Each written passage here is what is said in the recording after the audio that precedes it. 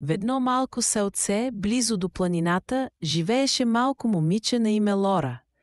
Тя обичаше природата и природните загадки.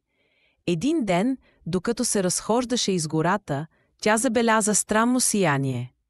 Когато се приближи, видя малък пришелец с ярки зелени коси и вълшебни очи. „Здравей, Лора! Аз съм Зело от далечна планета. Търся помощ." Лора, изненадана от срещата си, попита: „Как мога да ти помогна, Зело?" Зело обясни, че е загубил своята магическа кълбовидна топка, без която не може да се върне от Дима. „Тя е много важна за моя народ. Без нея ние не можем да затазим мира."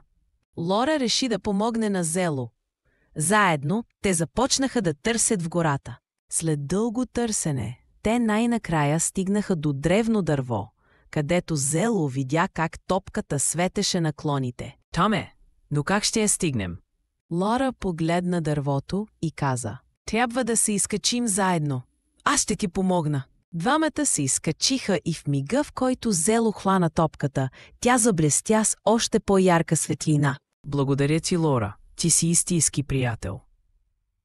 Въпреки различията си, Лора и Зело станаха неразривно свързани, разбрали важността на уважението и сътрудничеството. Когато дойде моментът Зело да се върне, той каза: „Никога няма да забравя каква помощ ми оказа.